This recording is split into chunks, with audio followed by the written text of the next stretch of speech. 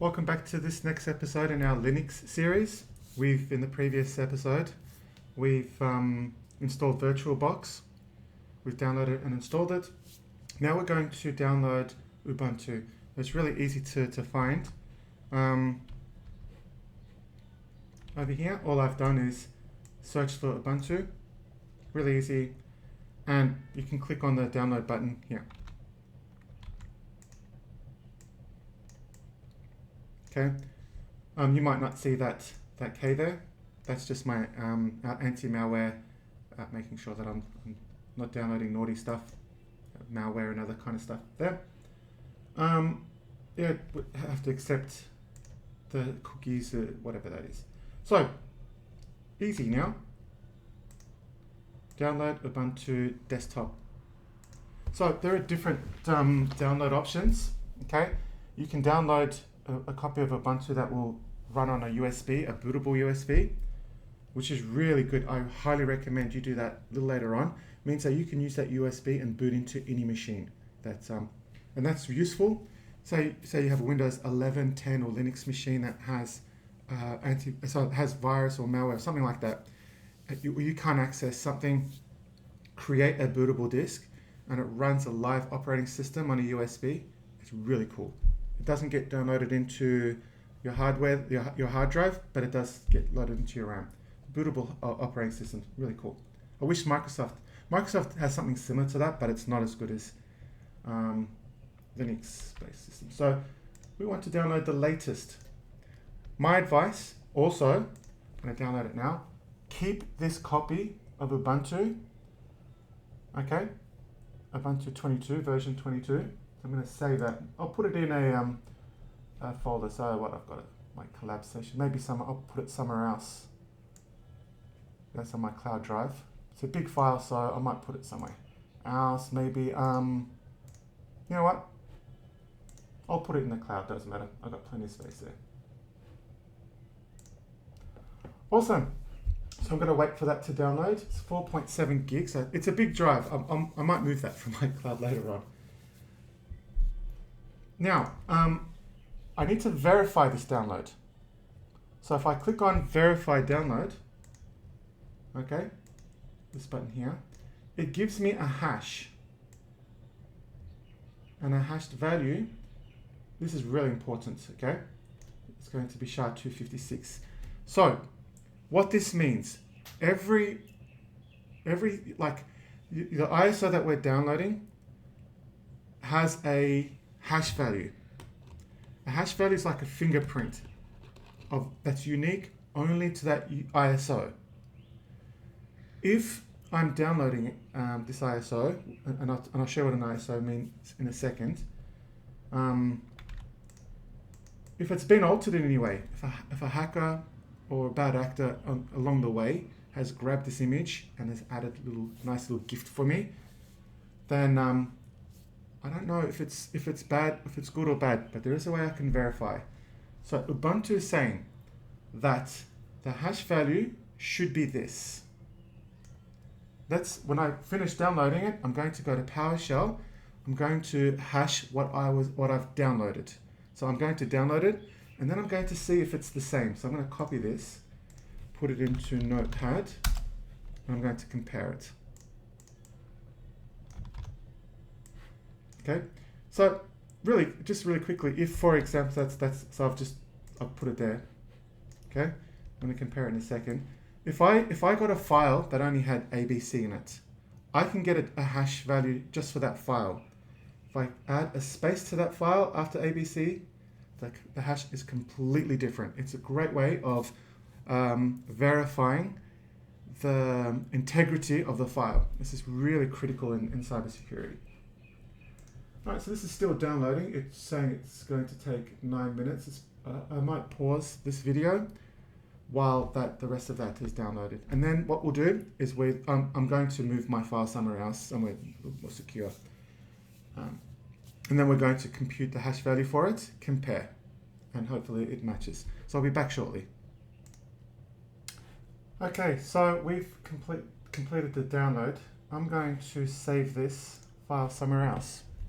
I've got another drive here, and I'm going to save as. I'm going to put it somewhere else. Put it under like a virtual machine file here. Okay, awesome. Now, there's two ways we can verify this download. There's two ways. I haven't run this command before. I'm going to try that. See if that works. Okay, but I've got to go into PowerShell and run as administrator. Select yes to that, of course. And I'm going to change directory to F, I believe it was. Yep, what's in there?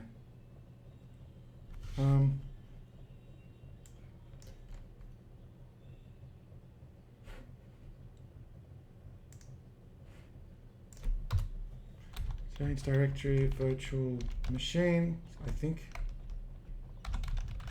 Oops, wrong spelling. Great. All right, cool. So I've got a file here. I think it's still saving. I think maybe, yeah.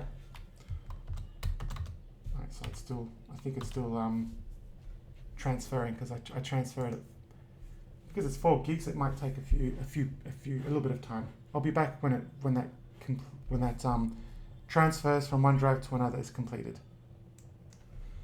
Actually, I think I may have downloaded it again, but I'll move the file over. I'll do it properly this time.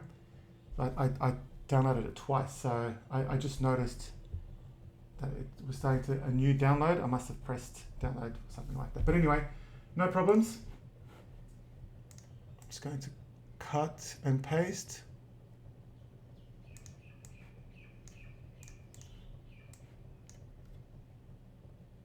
Okay, that's better. I don't know.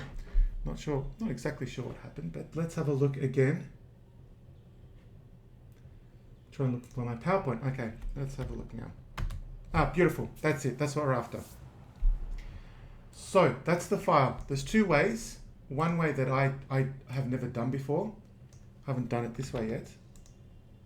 It should be fun. I'm just going to copy that echo. Hopefully that'll help us with confirm that we've got the right copy, that it hasn't been altered. Okay, so edit and paste. No, it doesn't work. It's a bit finicky sometimes. Let's try that. I'll try Control V this time.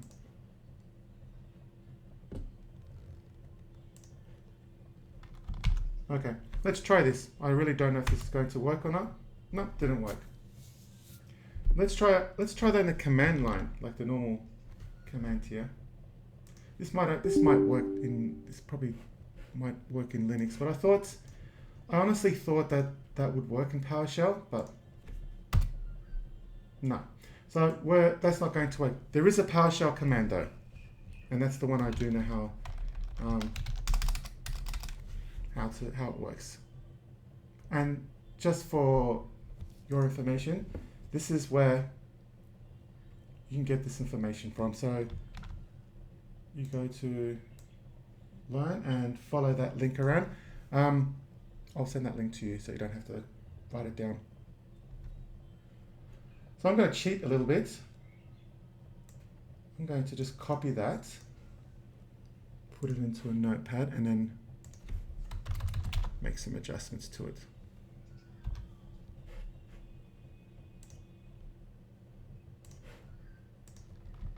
And I'll show you exactly what I'm doing. So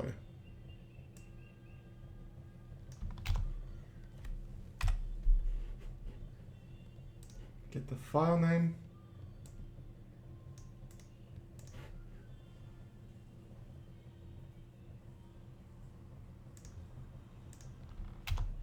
I'll press pause for 1 second. Okay, I've got the command. So let's have a look. So this is the original hash that was from Ubuntu's website. This is the command to hash that value, to compare it, to see if I've downloaded it without any issues. Let's see if this works. Now, I've tried this already, so I know it works. I'm going to press enter. That takes a few seconds, but that's the command there, and voila, SHA-256. Now let's see if we're getting the same value. Doesn't matter, capitals, it's the same thing. Okay. Yeah. Voila. Beautiful. Exactly the same value. Don't worry about the capitals, it doesn't make any difference because that's hexadecimal. A means 10.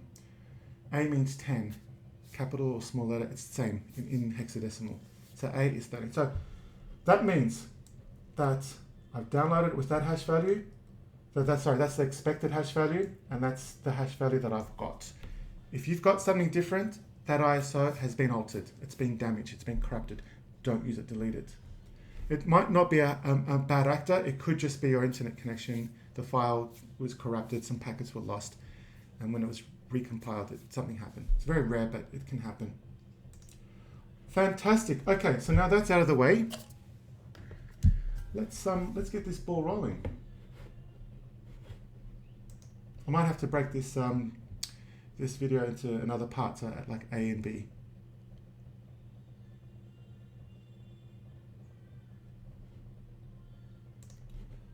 Actually, I think it's downloading it again for some reason. Maybe not. No, that's fine. Anyway, so let's go to VirtualBox. And I'm going to add a new virtual machine from this folder. No? Not happy. Maybe we have to do new. All right. As you can tell, I don't use VirtualBox that often. I use Hyper-V and VMware, my preferred tools. So I'm going to write Ubuntu desktop ISO image. So this is the image that we downloaded. Okay. Let's go and find it. That's better. Now we're happy. And it'll automatically detect that ISO. So ISO it contains everything in that file needed for us to boot into a hypervisor like virtual machine. Yeah. And it automatically detected Ubuntu in 64 bits, and it's a Linux machine. I like to go into expert mode just to have a look, and this is where I'm going to adjust the RAM. It recommended me to go to 2 gigs of RAM and using one PC. I have a machine I've got a lot of RAM on, so I'm going to push that up to 4.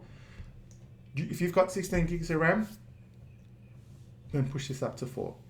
If you only have 8 gigs of RAM, then stick with 2. I'm happy with a 1-core CPU. With a hard drive here, I think 50 is plenty. That's a lot. Okay. Okay.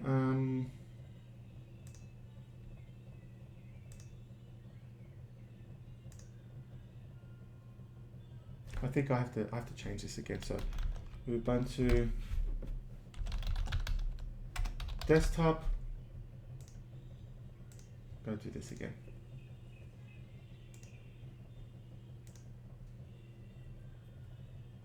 Unattended. I guess that's the username password. And I'm just gonna write Harry. Don't change me. I'm gonna be very bad here. Just write password just for now. So instead of us adding the username and password during the installation, it will automatically include that, I hope. Hostname. Okay. Just there's a bit of a gap there. Doesn't like spaces, so. Virtual machine's a bit funny. It's a bit weird. All right, finish. So the files, it has everything it needs now, but it's powered off. Let's power it on. Right click, I think, and then, or maybe not. Oh, it's running. Okay. I think I clicked it, it started to run. Over here is a preview. So at the moment, there's nothing there. Not doing anything. It should show. Oh yeah, there we go. It's showing us what it's doing. So it's starting up. Let's show that. I'll just minimize these, and we'll maximize this. Doesn't look really nice. We'll go to view, and we can go to, I think, scaled mode. Now to escape scaled mode means it'll lock my mouse and lock my keyboard into that environment, but I can select so control button, the right control, and C. Okay. Let's do that. So that's scaling. So what scaling means is I can adjust the screen. Okay.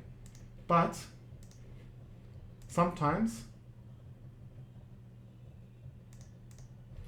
you might get locked into the screen and you can't move the mouse out sometimes. If I press the right control button and C, I'll go into a screen.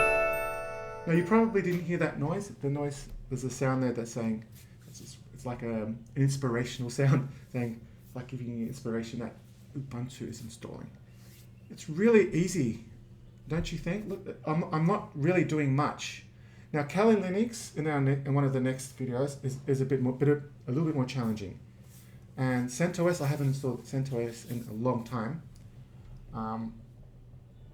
Now, I will create a video demonstrating the differences between Ubuntu, which is a Debian-based operating system, and CentOS, which I believe is a Red Hat-based operating system distro. But more on that another time.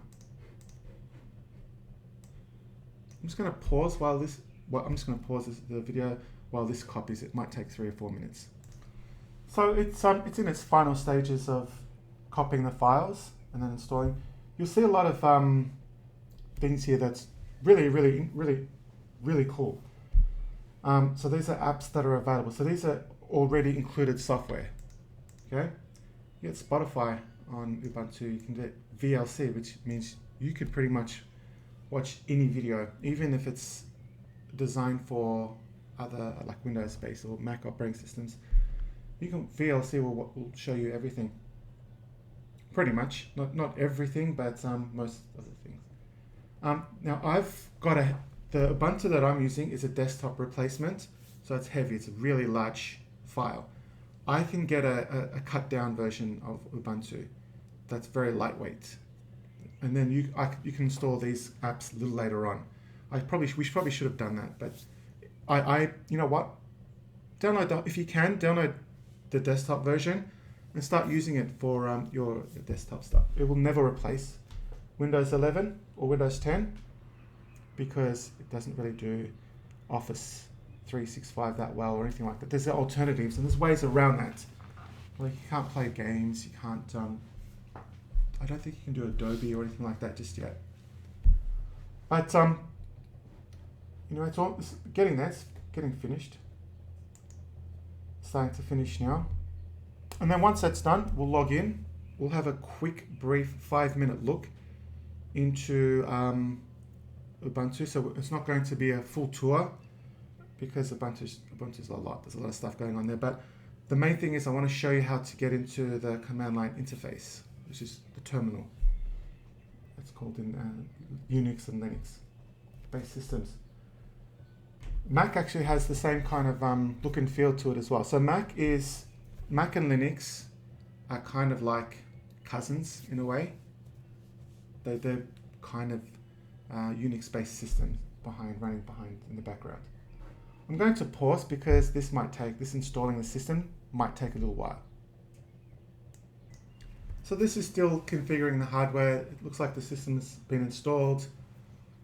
The great thing about Ubuntu is you can have a really, really old system that's like 10, 15 years old. And instead of throwing it out, you know what, go to Facebook groups or maybe eBay, because it might not be a good idea because eBay, they charge you delivery fee. But go to Facebook groups and you might get one free. I'll give you an example, I'll show you. I'll be back in a second, I'll show you what I've done. It's a very old laptop. So I had this Huawei laptop, and the screen's kind of cracked. I don't know if you can see that. I dropped it, and the screen's a bit cracked. And so I had to replace the laptop, and the screen's a bit wobbly. And you know what? It's an old system. I think I bought it in 2017. It has a Core i5, 8 gigs of RAM. So I can't really use it for anything else now.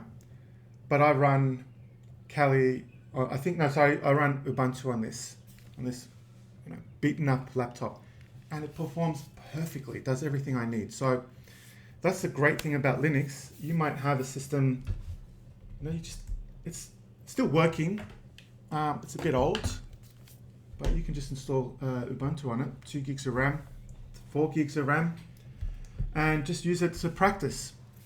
So you can get one of these, and hook it up to your wireless network or your wired network, and just use that second-hand laptop that's damaged but still works a bit. Use it for your everyday stuff instead of throwing it out. So it's really good. You can't really do that with Windows-based operating systems. Windows is really heavy on resources. All right, I'm going to put pause on again. I think it should take another 4 or 5 minutes. So while that's still going, I think I mentioned before the Ubuntu 22, I think the version 22. And the reason I might have mentioned to keep this ISO and don't delete it, because, it's Ubuntu 22. The reason at the moment the Ubuntu 22 is actually really robust, fantastic, excellent. The new versions that are coming out, however, I'm hearing they are terrible, really bad. There's a lot of things that are changing with the new Ubuntu that are not going to be cool. So download the Ubuntu 22, keep it somewhere safe. You still get support for like a long time. I'm not sure, 10 years. I don't know how long support. So you'll get that. You'll be able to update it anytime. But the new versions of Ubuntu are not great, to be honest. This is what I'm hearing. So keep this ISO somewhere safe, and we'll see what will happen with this installation. Okay, it looks like it's restarting now. You get a lot of error messages, but the good thing with Ubuntu and Linux operating systems, they correct themselves a lot of the time. So you'll see failed, and it's annoying, but it fixes itself, and then it no longer fails. So I'm liking what I'm seeing here at the moment.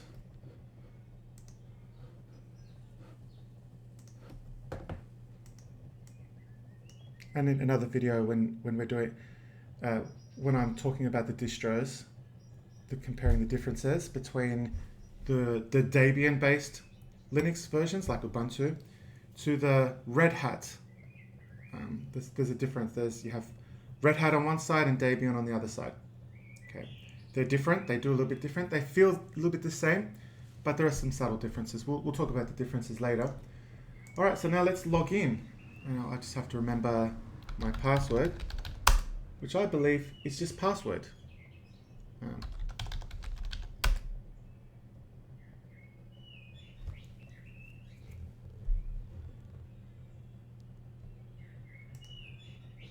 I hope.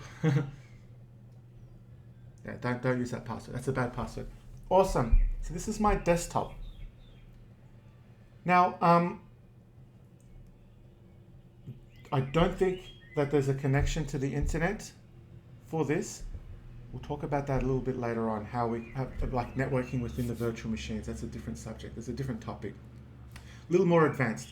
What I want to show you, and we'll end this, I'll skip this for now. I'm the type of person, I just got to get rid of these messages. It bothers me that it's there. I need to get rid of it. Okay, I'll wait. So what I want to show you is, let's go into the terminal, which is like a command line interface. And we can search for it. So see that little show applications, that's like the Windows button, if you like. And there's terminal here. Or I could search for it up here on this section here. Now every distro has this looking a little bit different. This is what's cool about Linux. So many choices. Let's go into the terminal. So now we are in the terminal here. I wonder if I can make that a bit bigger, get a bit better real estate. I think it's profiles, global, I forgot. I got Harry's. I think we have to create a profile first. And text appearance, yep.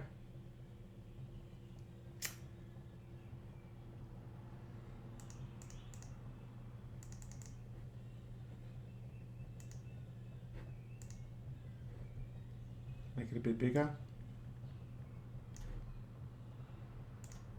Okay, hopefully that's going to work for us. I don't know if that made that bigger or not. Maybe I can get this a bit bigger. Okay. Anyway, so I'm just going to write ls, which is listing, change directory downloads. Now remember, Linux is case sensitive, unlike Windows. Okay, there's nothing in there. I can do so many different things. So this is the stage where I want to end this recording. So we've got Ubuntu set up. It's working. Fantastic. Let's exit that. Now I'm going to gracefully shut this virtual machine down, power off, log off, and power off. So this will power this virtual machine up. And if we click, it should give me control back to VirtualBox. There we go, and we can see that it's powered off. Fantastic. That was nice and smooth. So in the next episode, we're going to do the same with CentOS, which is a Red Hat flavor of Linux. And don't worry, in another episode, I'll show you the subtle differences between the two. There's really not that much.